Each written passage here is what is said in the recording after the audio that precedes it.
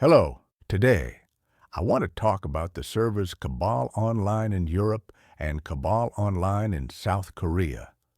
As I've mentioned before, soon we'll be playing Cabal Online with 2 or 3 characters: Blader, Dark Mage, and Force Archer, while the other classes don't seem to matter much anymore. All the major changes and decisions come from the staff from South Korea. As a player with 15 years of experience in Cabal Online, I wasn't asked or given the chance to vote in any surveys on how we'd like the game to evolve. Absolutely nothing.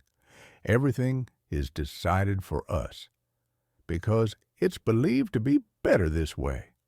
However, I firmly believe that the players' opinions are crucial, as we are the ones keeping the game alive. I'd like to say thank to the Game Masters from Europe and their staff for managing to keep this game alive for 18 years. Every 2 hours, they bless us with their presence, GM Blessing Level 4, sending out pink hearts and giving us that extra touch of magic. As a result, many players have returned. Today, I want to talk about the European server and the South Korean server, sharing some thoughts about the classes and also my own opinion on how we could revive some characters. Let's dive in.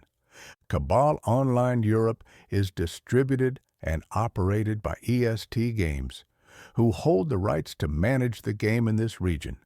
Therefore, it's logical that they cannot make any changes to the game without approval from the staff from South Korea. But Europeans can only provide suggestions, which is probably why they're a few episodes ahead of us in the game. We need to make our voices heard and ask the South Korean team to do something about this situation. I've seen a lot of positive comments on Discord about the previous video I posted where I discussed wizards and the in-game systems. Today, let's talk more generally about the game systems and the changes we're being forced into.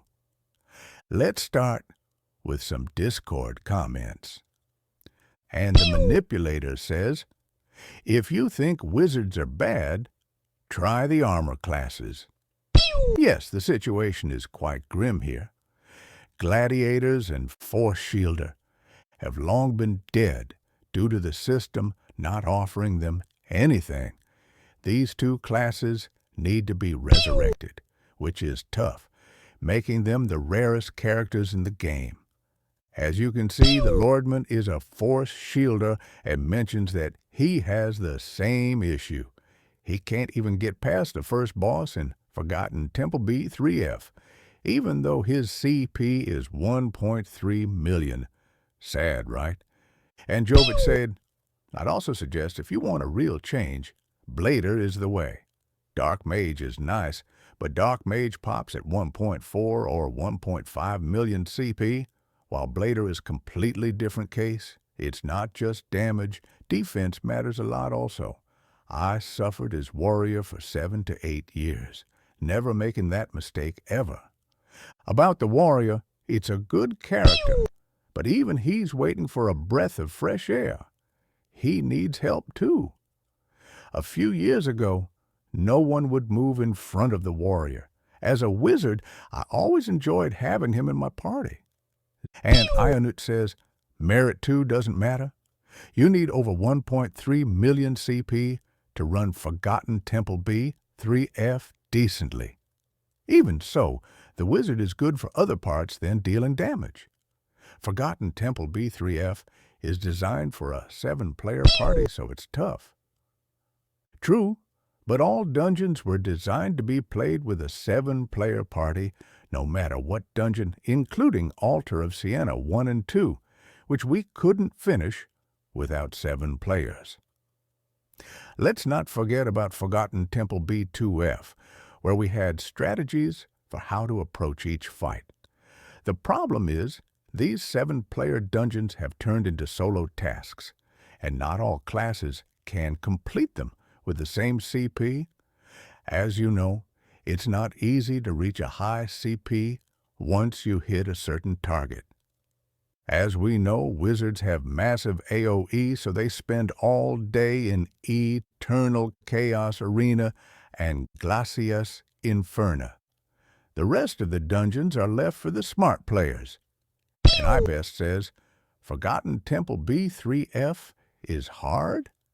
I finished Purifier of the Forest with 1.2 million CP without using potions. Many players fake CP without dealing damage because it's a problem. A lot of people make cheap collections with defense and stats, which give them good CP but no damage. Yes, I've noticed too that resistances increase your CP more than penetration, damage, and AMP. And iBest again says, I'm a blader with 1.1 million CP and other bladers with 1.2 million CP. I do more damage than them. I keep pulling aggro from the bosses, even though my CP is lower than theirs, because my collection is 80% focused on damage.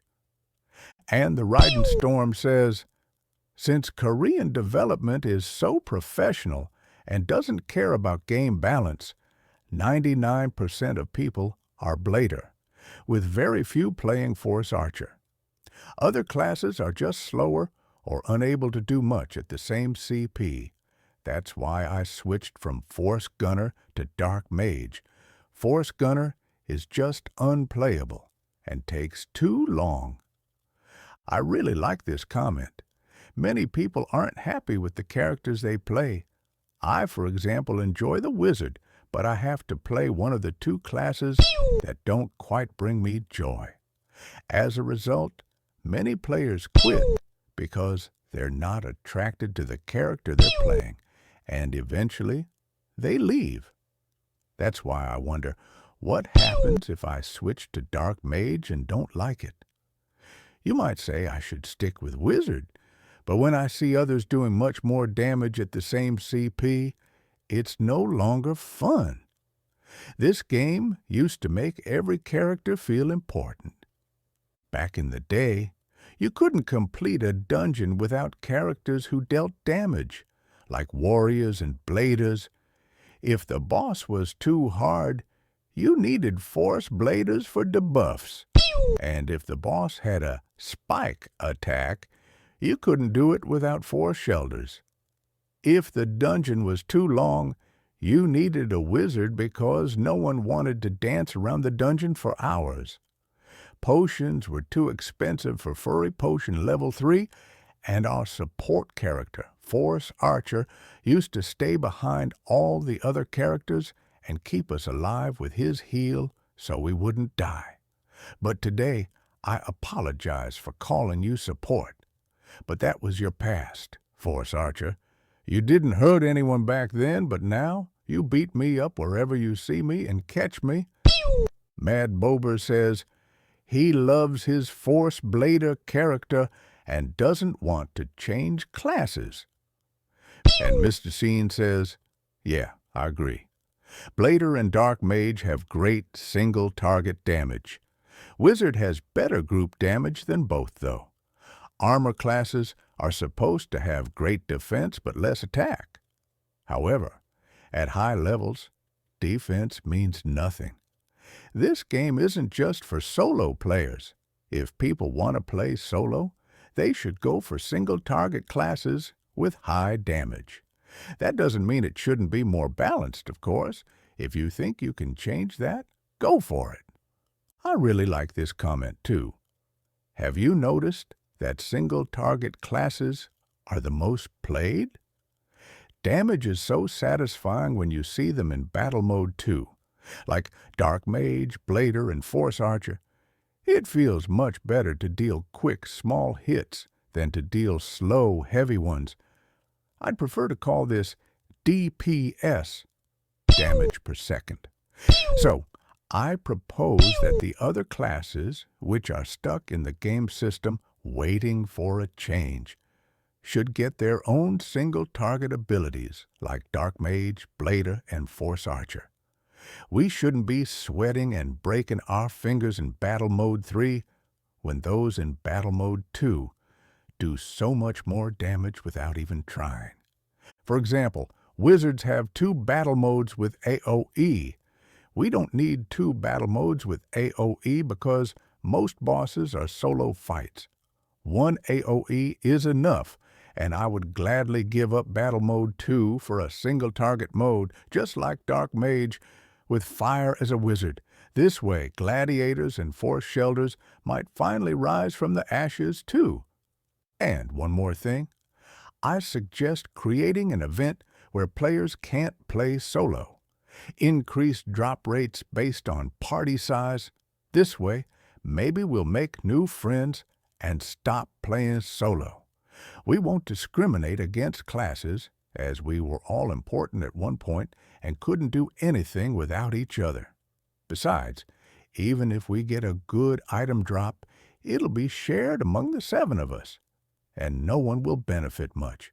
But we'll become better together. Oh, and have you noticed that all the Cabal Online videos on YouTube have background music?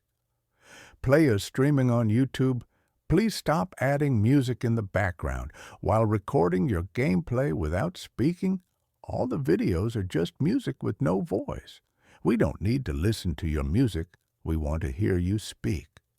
It doesn't matter which language you use, just share your thoughts, positive or negative, about the game.